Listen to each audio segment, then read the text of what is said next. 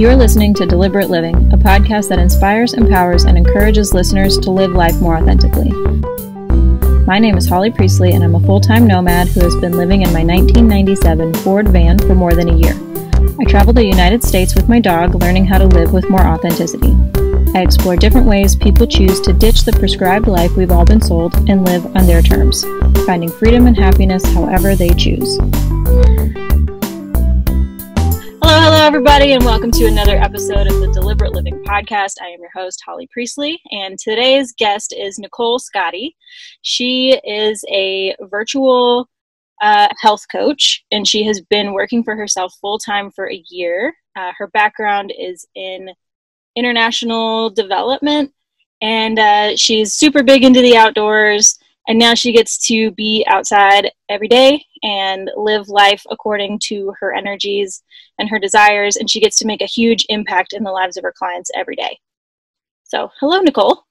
Hello. Thank you so much for having me. I'm so excited to be here and talk about what I've been up to.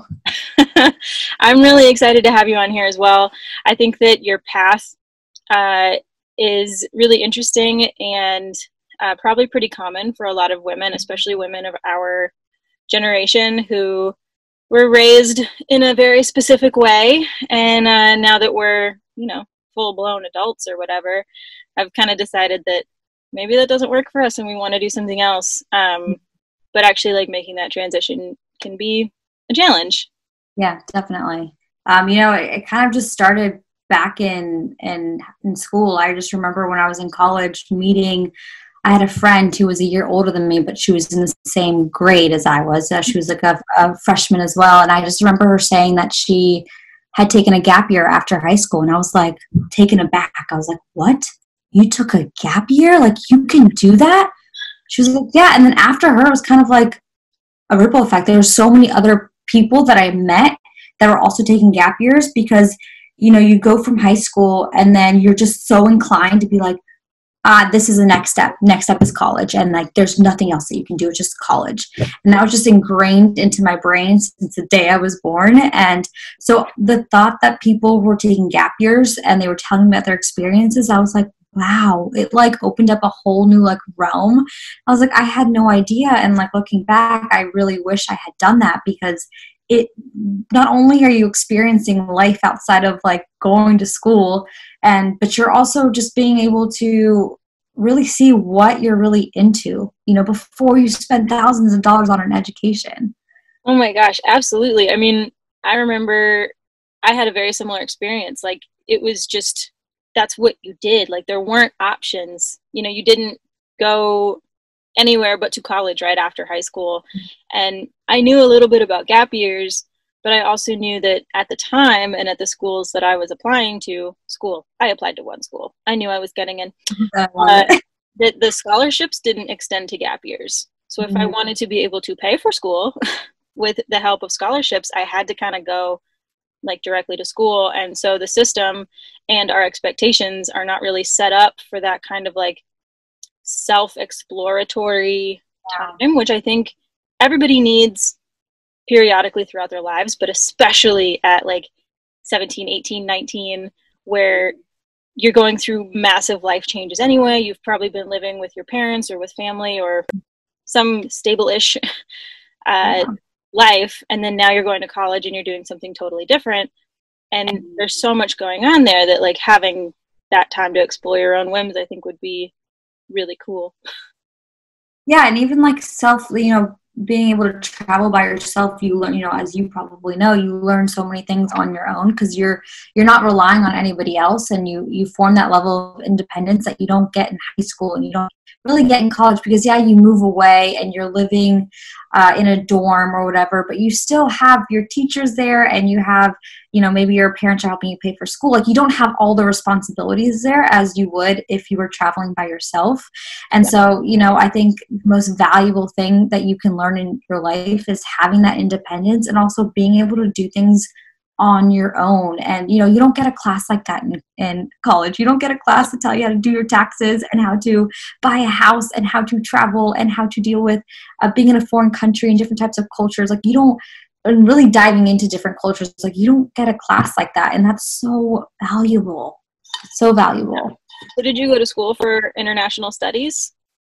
Yeah, so I always knew from when my mom worked in an embassy, and I always knew from when I was younger that I wanted to work in third world countries. I wanted to work in international development. I wanted to help foster economic growth and help poverty. And the root of that was that from when I was younger, I just loved to help people, and I was always that kid when I was younger. Any money that I would get, I would go and give it to homeless people. Like, that was just me, and that's something that I've always just, I don't know, been more, I was like leaning towards, is just helping poverty. And so when I went to school, thankfully, like, I knew exactly what I wanted to do. I was like, I want to work in international development. And so I studied international affairs, and I minored in economics, and straight out of school, I got an internship thinking this was going to be my dream internship. It was at this nonprofit, huge organization in DC, doing such great work, and I was working in their social economic development unit. And I was there as a business development intern, and I was helping with proposals and trying to win awards. And this was literally like the dream come true. I was like, this is the job. And I know if it was a paid internship as well, which was like, yay, this is awesome. Yeah. And the way I got it was because I knew someone. Of course, I had a connection. So I had known someone, and I was able to get that job. And from day one, I remember it was just like huge cubicles, long, like walls were so tall that you just felt so isolated, and no one spoke. And I went in the bathroom and I cried the first day, and I was so isolated and I felt awful. I was like, was this my dream? Like, this was my like dream job? Like, how can this be? And from like that day forward, I was just so unhappy, because all of a sudden you have this idea in your head, you know exactly what you want to do, and then you study it and you spend all this money on college, and then you land your dream job or internship, and then it's not anything what you thought it would be. And, I was the youngest person there as well, and the people that were working there were not really welcoming, and it just like completely just like broke my heart, because I was like, what now? Like, I had this plan. Yep. What now? Yeah. And a very similar experience. Yeah. It was just like, it wasn't fun. And so that, that's when I was like, okay, maybe it's just this company, it's a large organization. I always thrived in smaller communities. I went to a college that was only 5,000 people.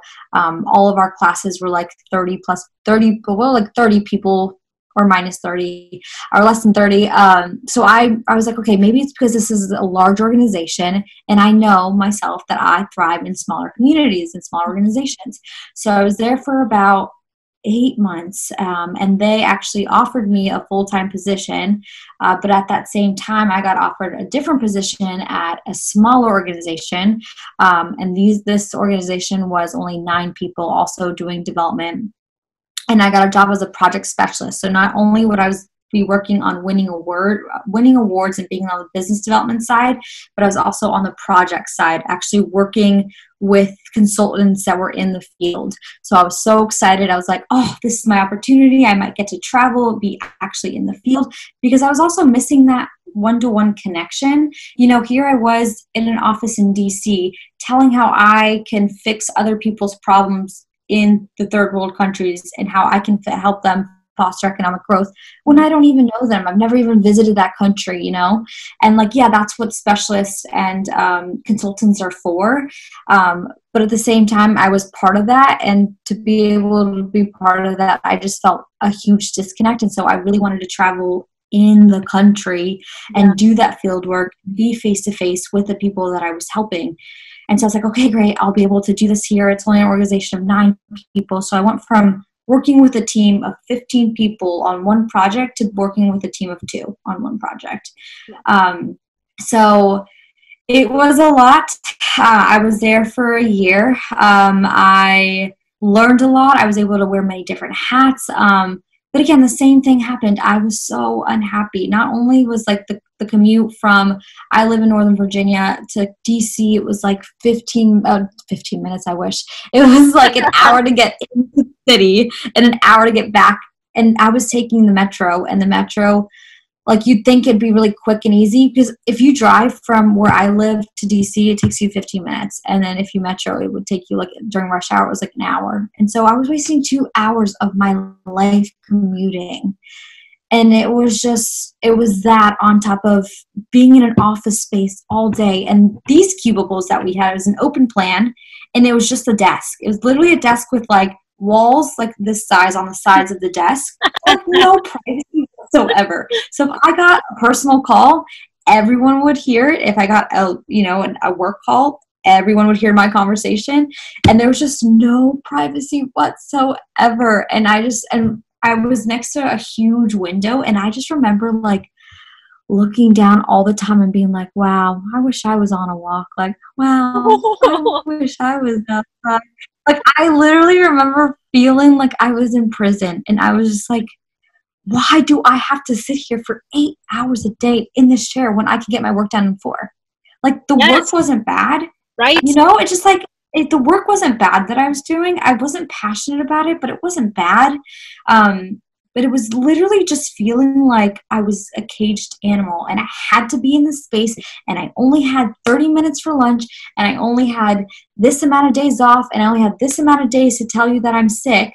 I'm sorry. If I'm sick, I am sick. Like, I don't care how many days you give me. I am sick. Yeah. So like, all of that stuff.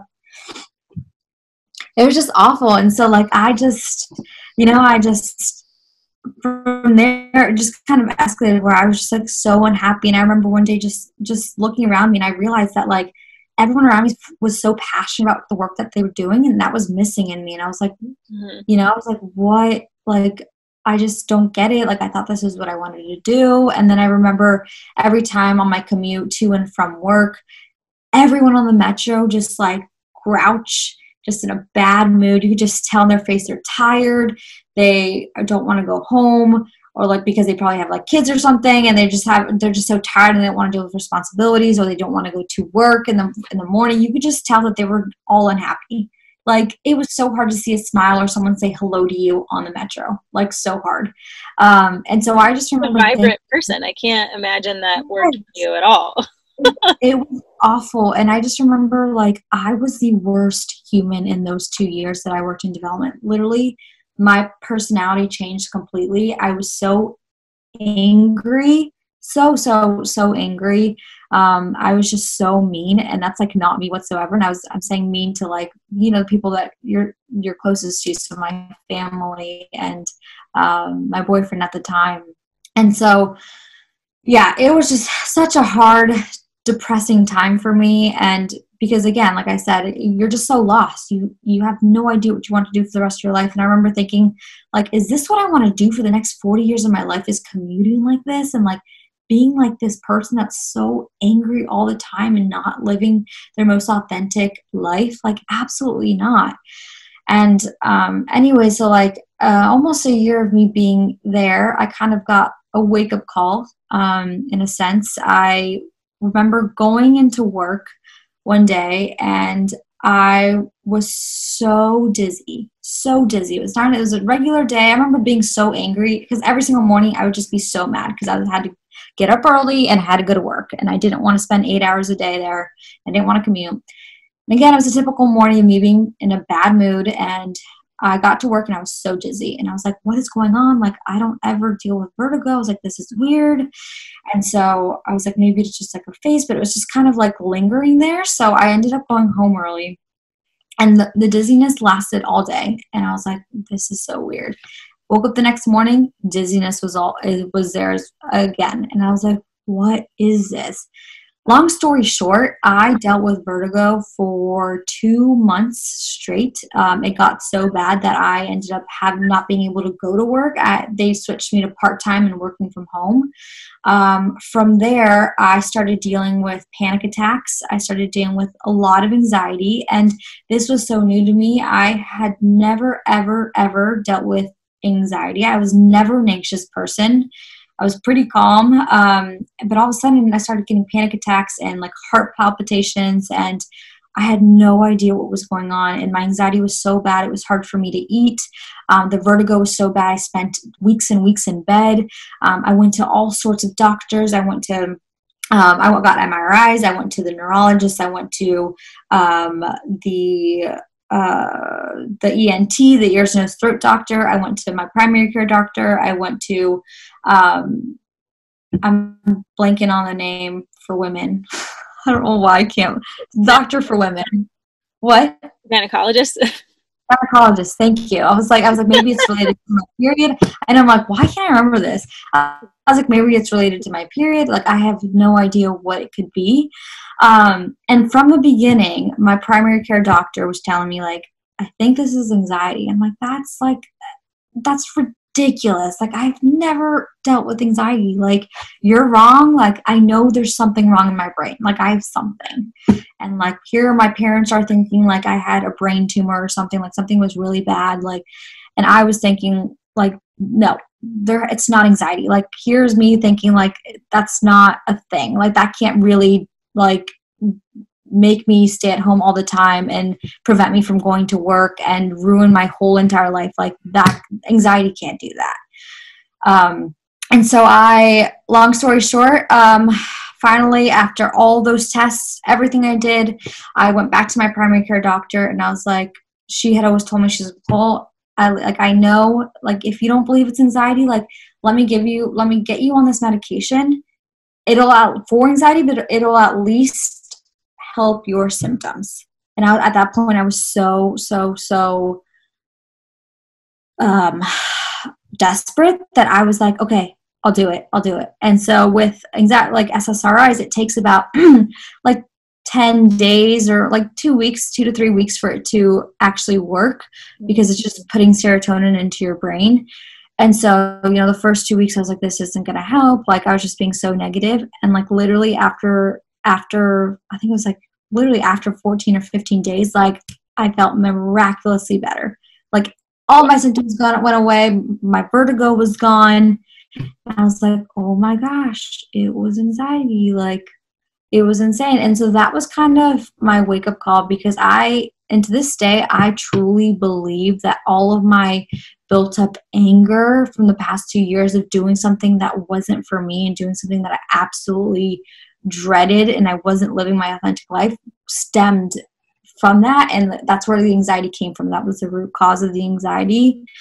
And so from then I realized, I was like, you know what, this job made me literally physically and mentally sick.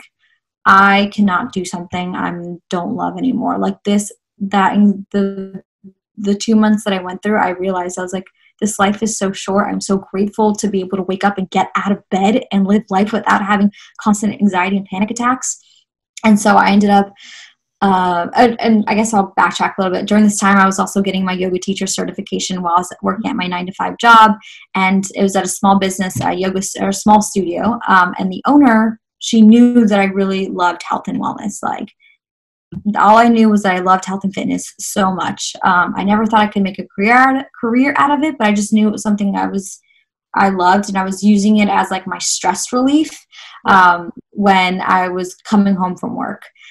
And so during this time, the owner of the studio was like, Nicole, I know you're really into health and wellness. I actually have a position open here for you.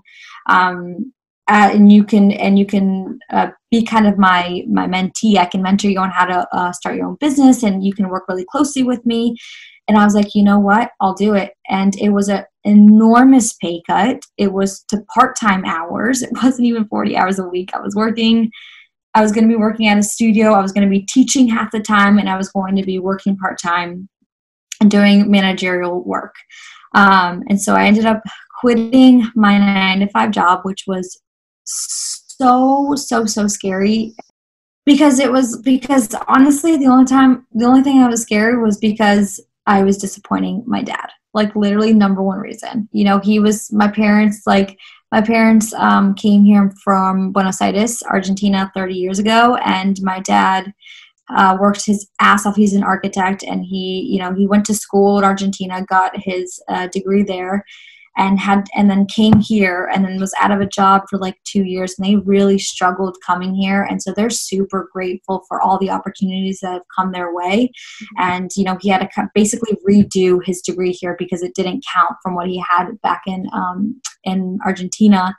And he worked his ass off, and he was able to land an amazing job. And so he has always been like, you need to have a 9-to-5. You need to have that security. And, just my dad's 69 years old. So it's just that generation, that mentality of like, you need to do the 9-to-5. You need to have structure. You need to have savings, money, all that stuff lined up, which I totally understand.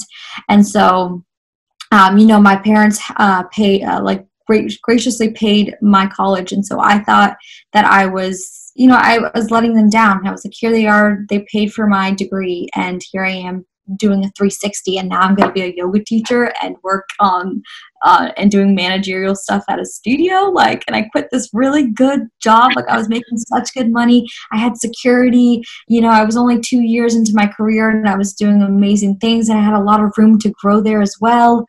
Yeah, but it incapacitated you. So exactly. How good of a job was it, really? Exactly. And my mom has always been on my side too from day one. And my dad, he supports me. He supports me what I do, and he loves me so much. But he's more on the very on the side of things of very tactical or practical, thinking. And he's such a realist that he just couldn't see wait, you're doing what? That's not part of the path. That's not part of the plan. I don't even understand. Yeah, he's like, what are you doing? That can't even be a thing.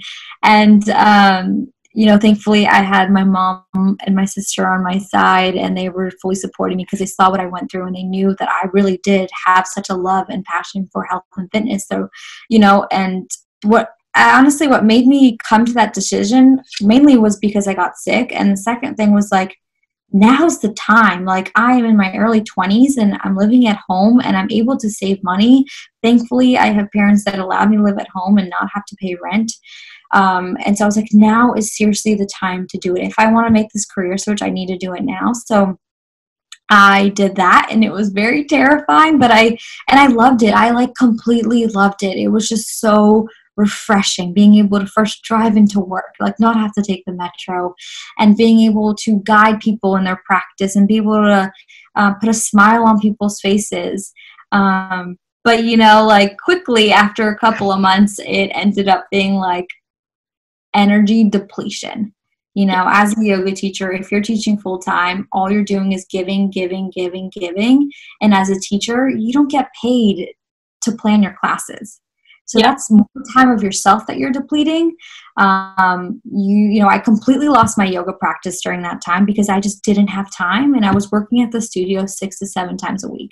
I was always there, and I was there every Saturday and Sunday.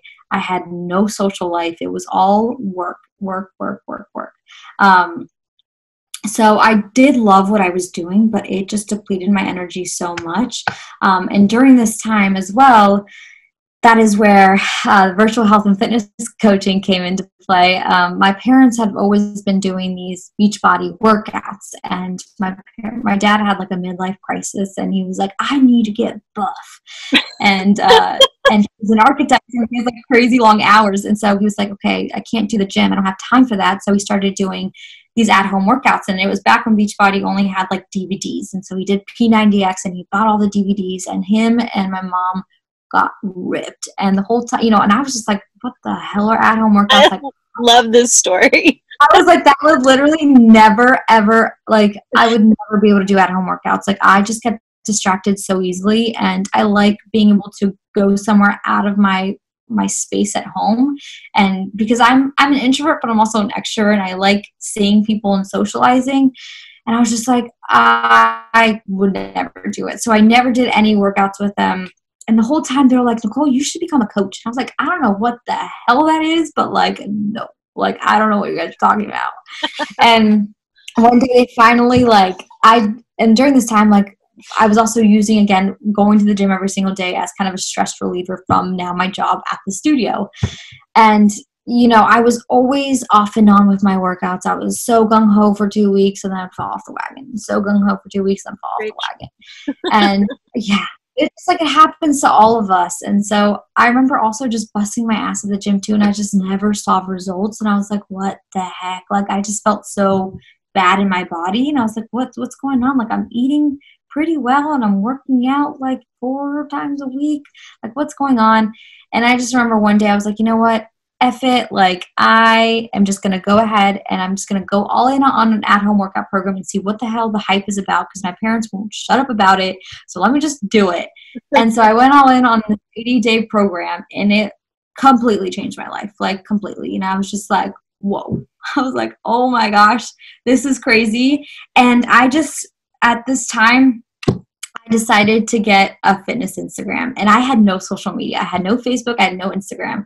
And I remember telling my boyfriend at the time, I was like, now that I'm in the health and fitness industry, I was like, I think it'd be really cool for me to become a personal trainer and kind of market myself. And I was like, I think it'd be really interesting for me to start a fitness Instagram to motivate people. And he was like, oh, that's a stupid idea. And he was also not on Instagram.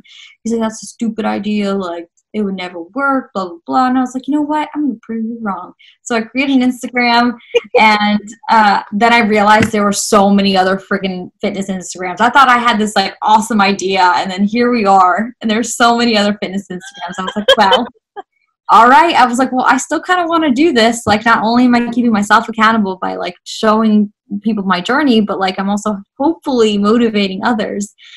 And so I naturally just started sharing my journey, doing these programs and showing transformations. And people were just, before you were a coach?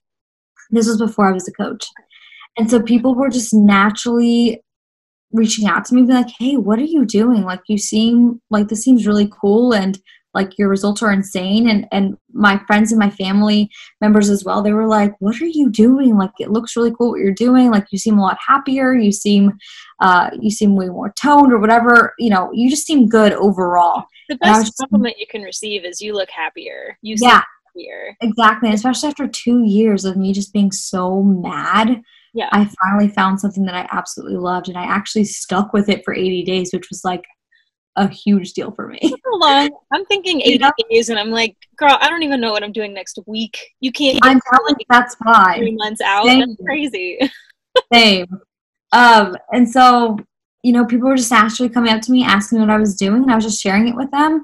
And then one day my parents were like, Nicole, you realize that's like basically what a coach does? Like, you're literally just sharing your journey, and you're referring people. Like, you're literally just telling people to purchase stuff when you could be making some income, at least on the side, if you don't want to do that full time.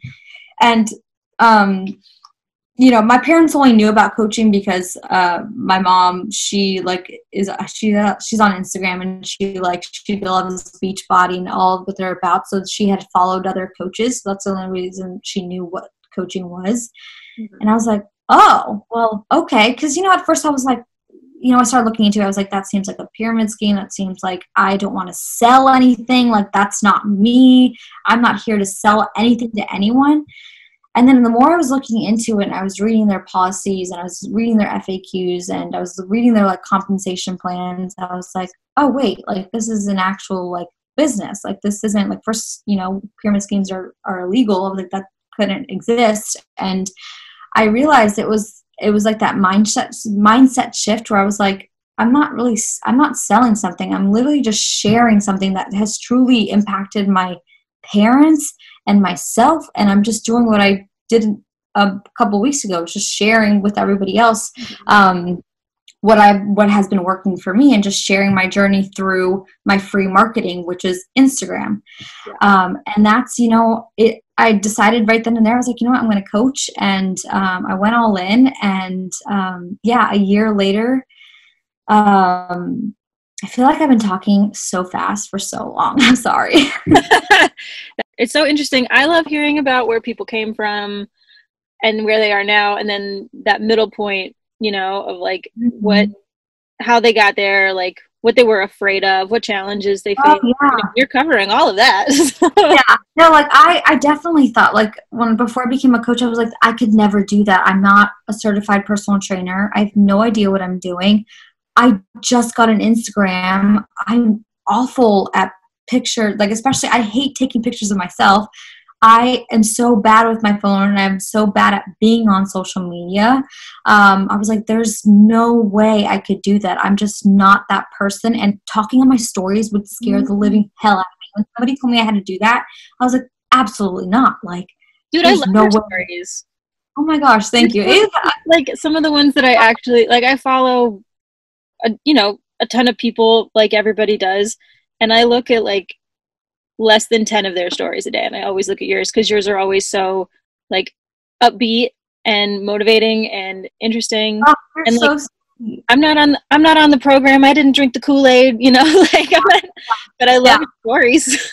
Oh, thank you so much, because I'm telling you from the start, like, I was just like, there's no way I could do this. This isn't for me. Like, I'm just not that person. I'm not that, like, pretty blonde or whatever model on Instagram. I don't have the perfect pictures. I don't have the perfect filter. There's no way I could be successful with this. I think And that the authentic approach that you take is what gives you so much credibility and so much authority, is that you're not being a perfectionist. And I think that that is actually what has an even bigger draw, like, especially in marketing. I mean, this is something that I talk about with my clients all the time, is how people these days crave authenticity and honesty and like realness. And I think that you dish that shit up like fucking on the daily. And I think that that's one of the biggest things that like drew me to your platform was that you're real about it. So you didn't think that like your internal stories were very like, I'm not that person. I don't do social media. I don't want to be on stories. I don't want to sell anything. So you had to like come to terms with all of that and rewrite some of your own internal stories. And it sounds like most of this stuff was just like an experiment. Like, I'm just going to see what happens. Honestly. And then that worked. So I'm just going to do more of it and then see what happens. Yeah. No, honestly. And it just like, it all stemmed too, because at the time I was working on a farm, and I realized that I really, one day I wanted to move out. Like, my dream is to be able to move out to the country and have a small house and have a garden and a small farm and be able to partially homestead. That has always been my dream. And the way you're able to do that is like freedom of time and freedom of mobility and like financial freedom. And I was like, I'm not going to get that with teaching yoga, and I'm not going to get that, being a manager at a studio, especially in the city. Like, there's no way, especially living in this area, in the DC area, it's so expensive. And I was like, I'm not going to get that here. And so the way, I was looking into more and more people's stories of coaches that were able to, work their asses off and build their business. I was like, wow, if I do this, like, this is going to help me get closer to my dreams, and I just wanted, for me, I always just wanted to live a lifestyle where I could just live on my own terms and not have to, take time off and not have to ask for a day off if I'm actually sick. So ultimately that's how I finally decided. I was like, out of all those limiting beliefs that I had in my head, I started diving really into personal development, something I never thought I even needed until I actually dove into books and podcasts. And I started telling myself, I'm like, if they can do it, why can't I? Like, they're not they're not special. They're literally just another human being they all have their, I was comparing my journey to my chapter 1 to like their chapter 50. And so that's why I was like, there's no way I have that success. And so I just kept telling myself, I was like, if they can do it, why can't I? If they can do it, why can't I? And so I just, I'm someone that I'm not a competitive person at all, but like with myself, it's like a whole other game. Like, I'm so competitive with myself. I always try to challenge myself. So I was like, you know what? Let me just try this out. And if I'm going to try something, I'm going to go all fucking in on it. Like, I'm just going to try it out. And so I did it for a year. And so March of 2019. Yeah, March of 2019, a year ago, almost a year, or a little more than a year ago. I didn't quit my job because I was so successful as a coach, and I was making a ton of money. I could go full time. I quit my job because at the time at the studio job, I had gotten a promotion. So little background story, I had gotten offered a position as studio coordinator to be at the studio, and 2 months into me being there, the manager had quit. So I assumed the role as manager 2 months into me being there, which was like a whole other feat. But I never got that financial promotion, nor the actual, like, I was always being called the manager, but I never got the paperwork like, you are manager, this is your promotion. Like, and so March of 2019 happened, and that's when I was going to sit down with the owner, and I was hoping to get salary and benefits and all that, because I was hourly wage and I was, no benefits and nothing. So I sat down with her, and she tells me that I am getting a 10% increase, and I was making $12 an hour as a manager of a yoga studio. $12 an hour. On the East Coast. On the East Coast. On the East Coast, when memberships at a studio were $180 a month. No, ma'am. Nope. I don't like it. Nope. No, thank you. Yeah, it was, she told me 10% increase. So it bumped me up to what, like $13 and some change. 20 cents. 20 cents. I was like, excuse me, what? I was like, you want me to manage and you're bumping me to $13.20. Like, I said this to her, and she was like, well, what were you expecting? I was like, I was expecting salary with benefits. I was like, you were at a different studio. Like, she was opening up a different studio. So she was never at the studio that I worked at. So it was literally my baby, and I was there all the time. And so I was like, and as a manager, you don't really have time off. Like, yeah. You might have a day off, but if shit hits the fan, they call you, and you have to fix the issue. Mm-hmm. And then if shit really hits the fan, then I have to go bug the owner. And I was like, fuck no, I'm not dealing with this for $13 an hour. It's like, I can't do it. So I quit, and I was like, all right, full-time coaching. So it was like, I kind of just went all in. I had that urgency, right? I was like, I'll give myself 3 months. And I was able to do this because I had savings. I had built up from when I first got my job in high school all the way. I worked my way through college. So I built up savings. I was living at home, so I didn't have to pay rent or the food that was in the fridge. So thankfully I had that. So I was like, you know what? I'll give myself 3 months. 3 months. And if I don't see progress in this business, financial progress, then I'm going to get another job. And so I went all in, and I was able to see that financial income, that income that was able to grow. And from there, I was like, all right, I guess we're doing this. And so I just busted my ass for the next year. And so here we are today. Yeah. And so, my story's a little bit different than most coaches. Most coaches work their full-time jobs while they're coaching on the side until they double their income, and then they can leave. That wasn't my experience. My experience was the opposite. And so, and it's totally okay too if you have to go back to a job, say that the same, if you're in my story and the same thing happened to you, and you have, maybe you didn't see that financial growth, and you have to go back to a job, at the end of the day, I always have my vision in the forefront, which is I'm going to live on a farm. I'm going to have a small house. I'm going to live near the mountains, and I'm going to work towards this goal. If I have to be at a shitty job for a year to help me continue grow coaching on the side and bust my ass for the next couple of years, I'm going to do that. So yeah, it was terrifying, but I'm here now, and I have been loving it so much. Nothing brings me so much more joy than the work that I've been doing. And, I used to go really back and forth with social media because I just wasn't always a fan of social media. And it can have a lot of negative ramifications. It can be pretty toxic. So much. It can be really cool and inspiring and motivating, and it can connect you with like-minded people you know, no matter where they are in the world or no matter where you are in the world. I think that like social media has so much capacity for good and so much capacity for bad, and a lot of it is taking personal responsibility for how you react to things and what you respond to.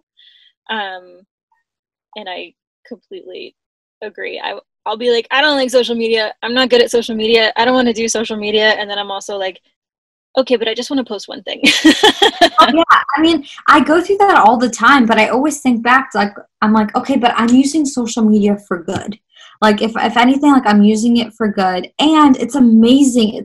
I was able to connect with you through social media. Like, what? I was able to make so many different friends from social media. Like, that's insane. And, you know, I think we're just so inclined to just focus on the negative stuff. But I think it just comes to self-discipline. You know, if you're always focusing on the negative stuff, it's because you're not disciplined with your social media. You know, because my work is through social media, I've learned to become disciplined with it. You know, like I won't be on my phone before bed, or I try not to be on my phone before bed, or like I won't take my phone in certain places, you know, on if I do bike rides, or if I'm with my family, or at dinner, or, you know, whatever I'm eating, I do not take my phone there, because I try to separate and I try to set boundaries, or else your whole life is gonna be through a phone, and who wants to live life like that, you know? Life is happening here now. Exactly. Yeah, exactly. So it's an awesome tool that we have, and such an awesome platform that we can use to do good. But at the same time, if you don't focus on yourself and if you don't set those boundaries, it can be something super negative and not good for you whatsoever. Yeah, I completely agree with you. I think that it has massive pros and cons, and a lot of it comes down to you and your own self-discipline. What other major pros and cons have you seen from leaving your corporate job, and then your slightly less corporate job, and then your slightly less corporate job, and now working for yourself full time? Like, industry specific or just lifestyle? What have been those pros and cons for you? Yeah, well, I think, you know, honestly, definitely the pros is, you know, if you're someone in the fitness industry, it is honestly the most sustainable job, because you're not only working off commission, you're building, like, you know, what I like to think about it is the way that it works is, you know, if you open a yoga studio, if you open a gym, you know, those small businesses thrive, are able to expand and build off of their memberships. And that's exactly what Beachbody is. Part of your income is commission based, but the bulk of the income comes from building those memberships and maintaining those memberships, because this is something where you don't want people to join for a week and hop off the wagon. Like, this is something that you want them to keep for life. So, you know, the pro of it is that I'm able to still help people. I'm able to still give my energy out to people, but I get to choose how much energy I give. I get to work my own hours. I get to work from Wi-Fi from anywhere. I don't have a limit on the amount of income that I can make. And it is just sustainable because it's not commission based. And I was going to say one more thing and I completely forgot. Oh, and just, you know, the last thing is just like surrounding yourself with such an awesome community of people who are just wanting to better themselves, or just trying to show up and work out every day, or work on their mindset, you know. And I'm also able to provide my yoga services to them too. I offer free yoga classes to all my clients. Like, I absolutely love it. And so I'm not only able to dive into the fitness industry and dive into what I love doing, but I also get to, you know, add different things like yoga and meditation. I get to create these other things that I love doing and put that all into and share all of that with my clients. You know, I think the only con I can think of is like, this business is hard. Like, any business owner, it's fucking hard. And like, your first couple of years, you don't have business hours. Like, you literally have to grind. If you want this, you have to grind. And like, you know, it's not easy. And I think what happens to most coaches is that they think that they will just be rich in like a month. And it's like, that's not what happens, because this Instagram just make it look so easy, and you just sign up and then you make 6 figures in like 30 days.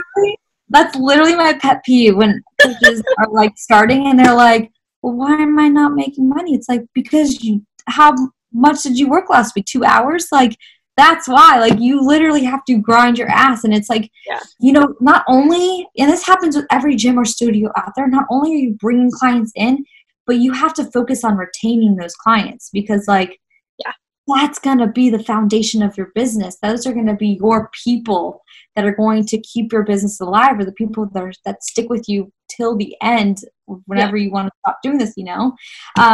And so people just don't realize that. They think it's going to come like that. And I'm like, wake up, honey. Like, this is, you're owning a bit. You're basically, you know, it's like a franchise, right? You're owning a business. Like, you have to act like the CEO that you want to be. So like, you need to be in it. And people just expect that they don't have to do any work, or barely, you know, scrape by, and they can just get to the top. And it's like, nope, you're in for a ride, if that's true. I think that, like, I've been a business owner for the majority of my life, and I've worked for other people also. I've seen both sides of the spectrum. I've done small businesses and startups. I've done bigger corporations. I've done the gamut. And I definitely, and I've seen a lot of people try to start small businesses, or, you know, my friends who are in a corporate job and they're really good at what they do. And then they're like, all right, I'm going to open like a freelance thing on the side. So eventually I can, you know, leave this company. And, you know, I think that being an entrepreneur, being a business owner, being a freelancer, being self-employed is really, really, really great for some people. And I don't think it's really great for everybody. And so in the same way that, you know, people telling you, like, you have to go to high school, and then you got to go to college, then you got to work for somebody else, and you got to get salaries and benefits and cubicles. And that's the only way to do it. And if you do it any other way, you're wrong. I think if you flip that and you tell people like, oh, you work for somebody else, you must be a schmuck, like, that's also wrong. And being self-employed is not right for everybody, but for those of us for whom it is right for, it is so right. And you'll do the grind and you'll do the hustle, although I personally have issues with like hustle culture and grind culture. I think it can be really toxic. But when it's, you know, it's that cliche, like, if you find work that you love, you don't work a day in your life. Like, so for you, it's, you know, you love the virtual coaching and being your own boss, because you actually get to do that thing that you've loved since you were a kid. You get to help other people.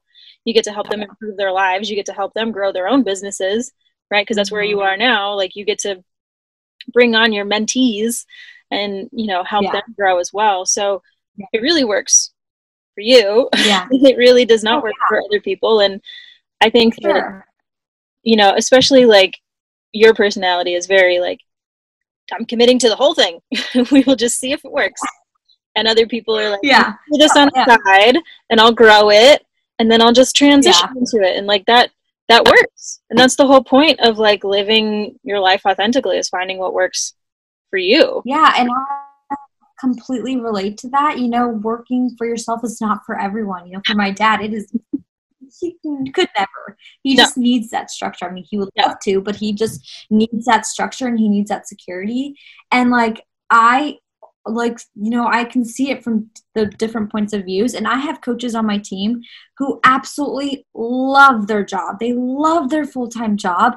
And I love that for them. But they also love coaching so much. So they do it as a hobby. They do it as just like extra income to get, I don't know, get their nails done every single week, or like be able to afford a vacation or whatever it might be. And so I would never put that pressure on them.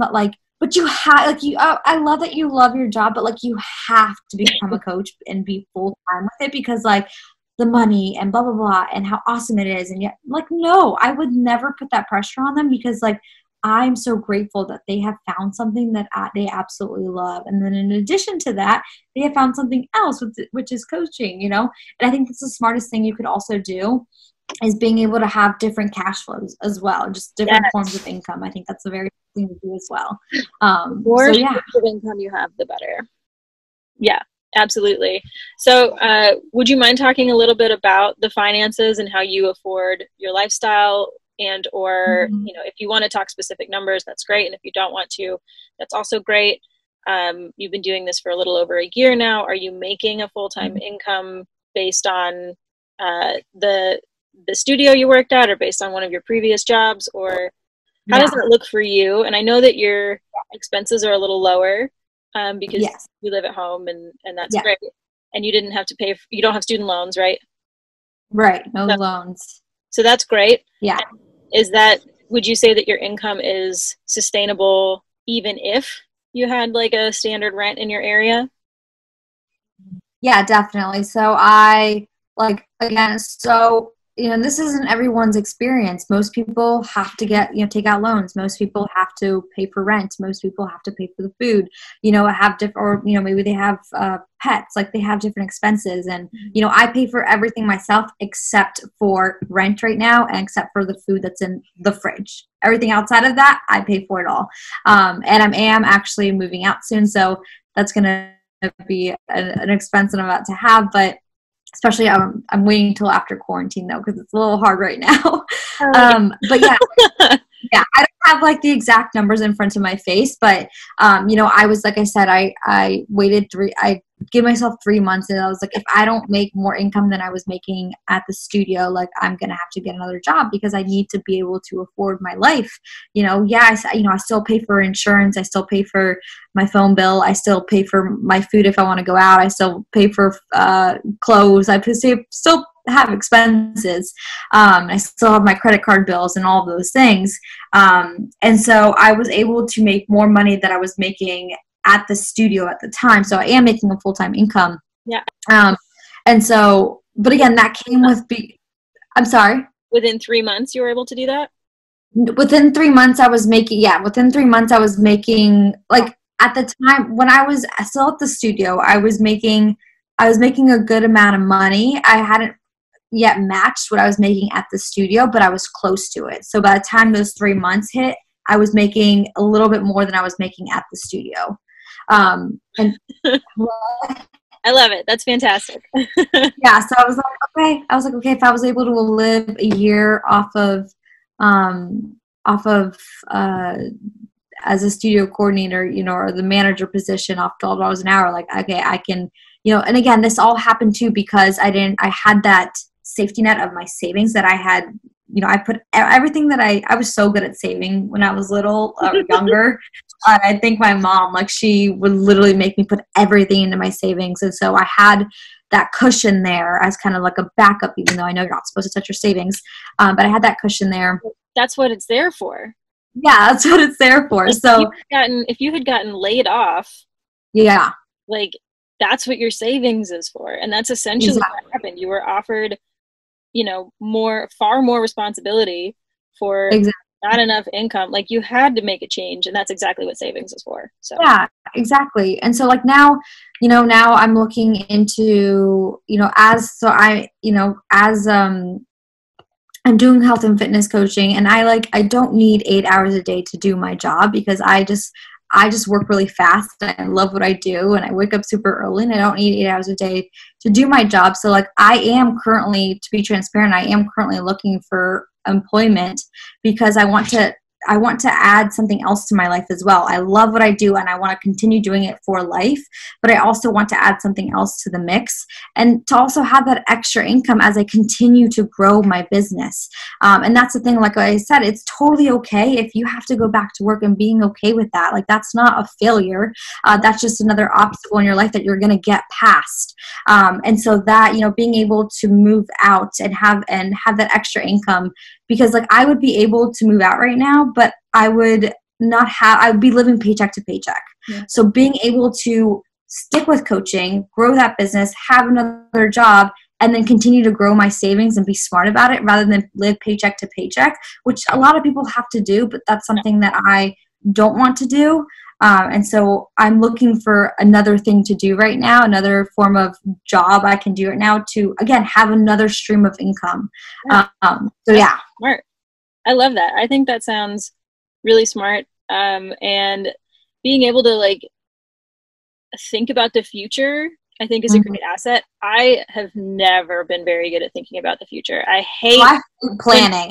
I hate when people, like, I like plans, but my plans are different. When people say, like, where do you see yourself in 5 years? I'm like, fuck, I don't know. Like, recently, I've done a lot of self-work in the last 6 months, and I was able to get myself to like a 3-year point. Yeah. Oh, I can't even. 3 years. That's amazing. So like, literally, like, my goals right now are to move out and to adopt a dog. Like, those are the two things that I'm like working my ass off for. I am super down for those goals. I think they're great goals. That's all I want right now is my own place and to adopt a dog. And so that's what I've been working so hard for, and why I'm continuing to work so hard. Yeah. And Nicole, do you have any advice that you'd like to give to anybody who's considering either like a broad stroke career change or starting a business, or specifically considering beach body coaching or virtual health coaching of any kind? Yeah, I would just say do the damn thing, rip the Band-Aid off, because if you don't do it now, you're just delaying it. It's always going to be in the back of your head. And why not just try? Just try. You have no idea what the outcome will be. And if you fail, quote unquote fail, like, you were just failing forward. You were learning from an experience. And just because you're failing doesn't mean that you're going to continue failing. You're going to learn from that failure. You're going to grow from it. And then hopefully you're going to succeed from it. And so I think, you know, the biggest advice I can say is to get out of your own damn head and just fucking do the thing. Just do the thing, rip that Band-Aid off, because you will continue to keep contemplating it.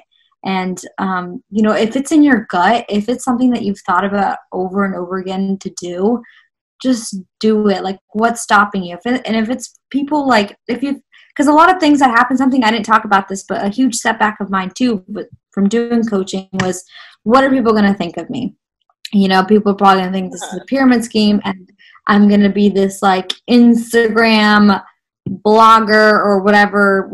What are they called? Influencers. And I'm like, I don't want to be that girl. I don't want to be that girl. Mm-hmm. And I was like, what are people going to think of me? And at the end of the day, I was like, fuck what people think of me. Like, all I know is I have this vision. I want this fucking life.